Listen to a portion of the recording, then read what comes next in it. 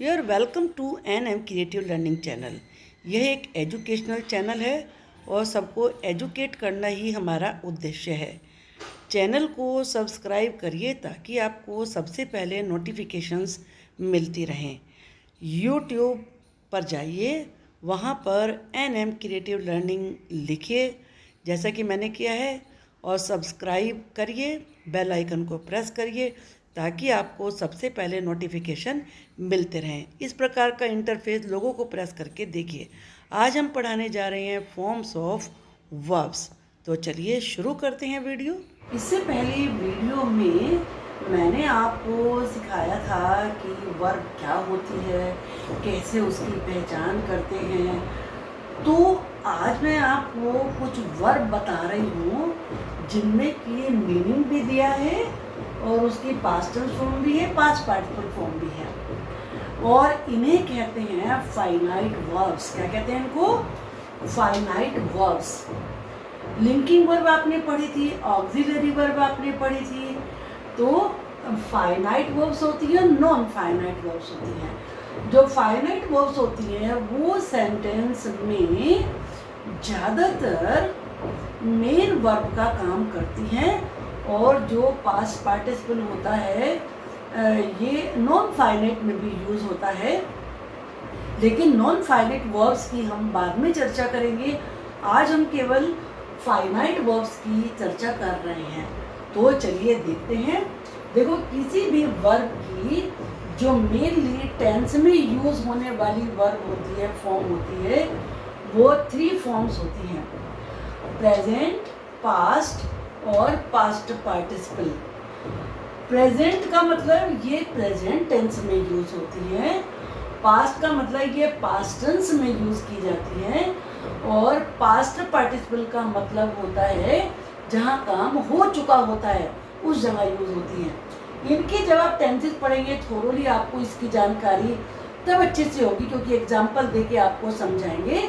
यहाँ पर आपको केवल इनका प्रोनाउंसिएशन, इनकी पास्ट टेंस फॉर्म और पास्ट पार्टिसिपल फॉर्म को ध्यान में रखना है।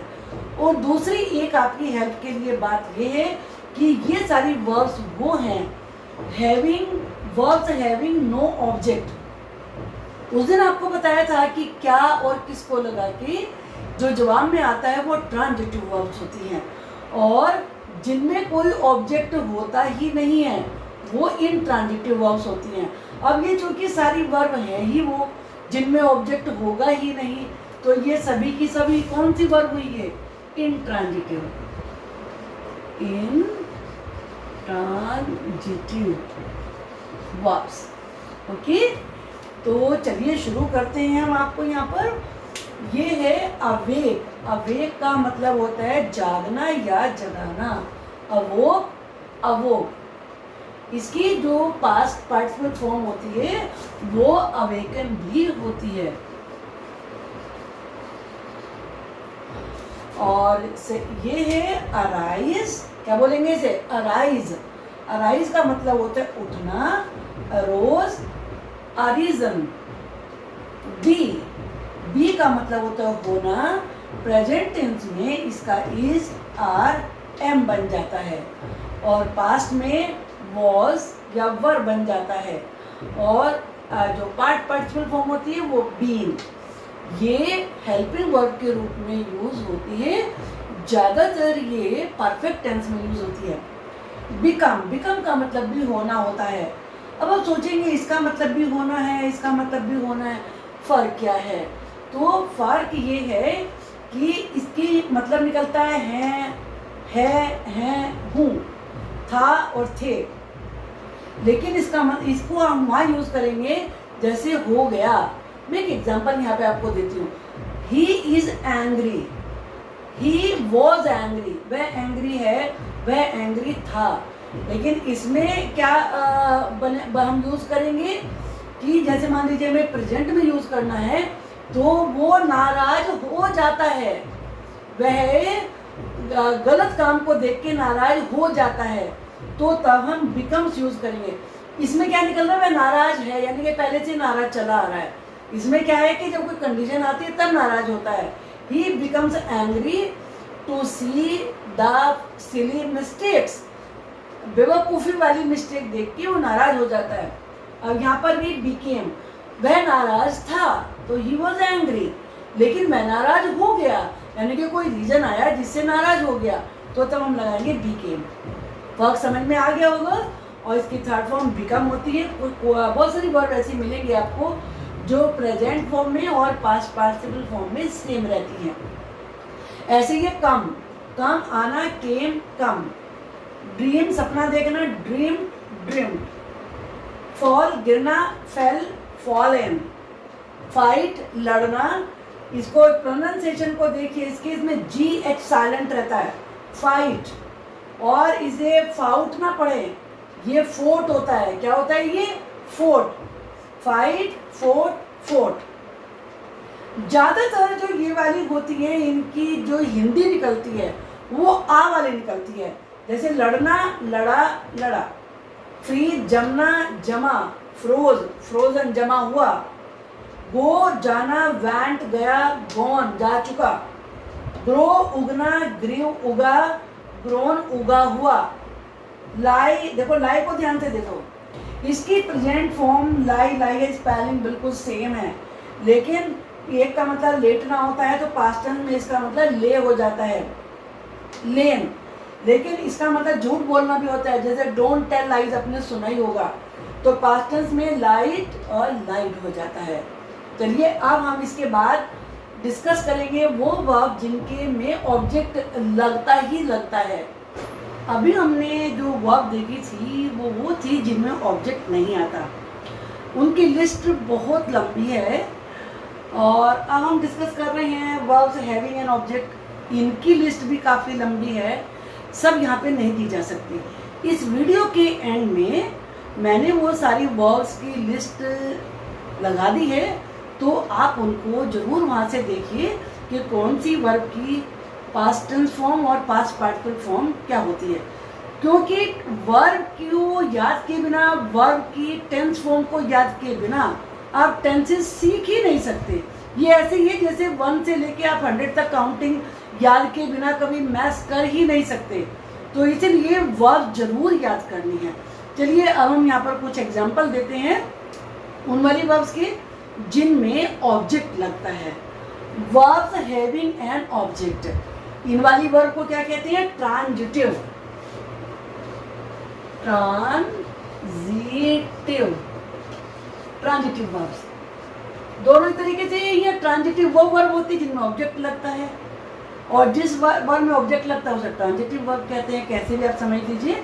अब चलिए हम बात करते हैं इनकी 3 फॉर्म की, प्रेजेंट, पास्ट और पास्ट पार्टिसिपल फॉर्म। सबसे पहले मैंने जो वर्ब लिखी है यहाँ पर ये है बियर और बियर, बेयर, इसे बेयर बोलेंगे, इसे बियर बोलेंगे। बियर का मतलब होता है जन्म देना, जिसकी पास्ट टेंस फॉर्म होती है बोर और बॉर्न। आप बनाते हैं आई वॉज बॉर्न इन 2005, तो ऐसे बेयर की ये वाली पास्ट पार्टिसिपल फॉर्म लगती है बॉर्न, और I was born, I object है इसमें। अब बियर का मतलब होता है सहन करना, पास्ट टेंस तो इसकी भी बोर ही होती है। जैसे ही bore a number of difficulties in his childhood, उसने अपने बचपन में बहुत परेशानियां सहन की, तो यहाँ बोर। और बॉर्न का मतलब इसमें ई ऐड हो जाता है पास्ट पार्टिसिपल में, जब इसका मतलब हम सहन करने के लिए यूज करते हैं। जैसे ही हैज, अब हैज लगा के हमने इसको परफेक्ट टेंस में ले आए हैं। He has born a number of difficulties in his childhood. तो इस तरीके से हम इन दोनों का डिफरेंस देख चुके हैं। इसके बाद है बाइंड, बाइंड का मतलब होता है बांधना, और इसकी जो पास्ट टेंस फॉर्म है बाउंड, बांधा, बाउंड, बांधा हुआ। बाइट दांत से काटने के लिए प्रयोग होता है, तो बिट, बिटन, काटा और काटा हुआ। ब्रिंग, ब्रिंग का मतलब लाना होता है, और इसकी जो पास्ट टेंस फॉर्म का ये प्रोनाउंसिएशन है ये ब्रॉट, ब्राउट नहीं बोलना है, ब्रॉट, ब्रॉट, ब्रॉट दोनों सेम होती हैं, GH साइलेंट रहता है इसमें, U भी साइलेंट ही है, U, G, H ये तीनों लेटर साइलेंट रहते हैं। बाय, मैंने यहाँ पर विशेष रूप से दोनों वर्ब एक साथ राइट करी है यहाँ पर, कि ये बॉट होता है और ये बॉट होता है, दोनों में केवल आर का डिफरेंस है। इसका मतलब खरीदा और खरीदा हुआ। बच्चे कई बार स्पेलिंग लिखने में बड़ा कंफ्यूजन रहते हैं, इसको ये पढ़ देंगे और उन्हें डिफरेंस पता नहीं चलता। तो याद रखिए ब्रिंग की ब्रॉट और बाय की बॉट। ओके, अब इसके बाद है कैच, कैच की कॉट, कॉट पकड़ना होता है। इसका मतलब इसमें भी UGH ये तीनों लेटर साइलेंट हैं।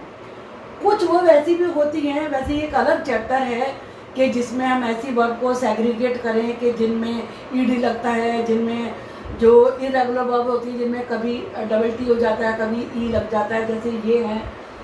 तो कुछ सेम ही रहती हैं, लेकिन यहाँ हमारा मकसद केवल आपको वर्ब ऑब्जेक्ट के अकॉर्डिंग बताना है।